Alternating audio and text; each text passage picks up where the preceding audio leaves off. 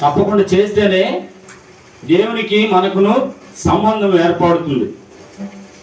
మత్తయి సువార్త 22వ అధ్యాయము 39వ వచనం 40 నుంచి 40 వరకు. నిన్ను వలె ఎవరు ప్రేమించాలి? పొరుగువారిని ప్రేమించాలి. రెండవ ఆజ్ఞయు అని వంటిది. ఈ రెండు ఆజ్ఞలు ధర్మశాస్త్రం అంతటికి ప్రవక్తలకును ఆధారమై ఉన్నవని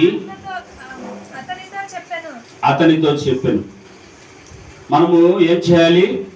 నిన్ను వల్లే ఈ పొరుగువారిని ప్రేమించాలి. పొరుగువారిని ప్రేమిస్తే దేవుని ఆజ్ఞను నీవు గైకొన్నట్లే.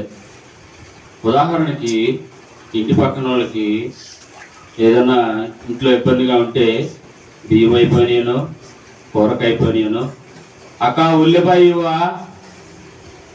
ఉల్లిపాయ చింతపండు పెట్టవా అంటే పెట్టాలి. మీ దగ్గర ఉంటే పెట్టాలి. అది దేవుని ప్రేమకు సూచన. దేవుని ప్రేమకు సూచన అంటే ఉల్లిపాయ ఇవే కాదులే, ప్రేమించడం అన్నమాట. ప్రేమకు సూచనలు ఇవన్నీ కూడా.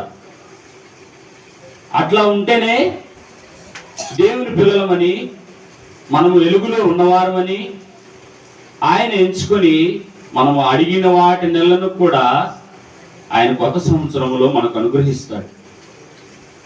అడిగిన వాటి నెలను కూడా పొందుకొని ఉన్నవారు ఇక్కడ ఉన్నవాళ్ళు చాలా మంది ఉన్నారు. సంఘములో ప్రార్థన చేసినప్పుడు కార్యములు పరిశుద్ధాత్మ దేవుడు చేస్తాడు.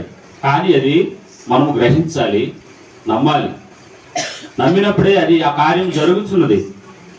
నమ్మకపోతే మనము చీకటిలో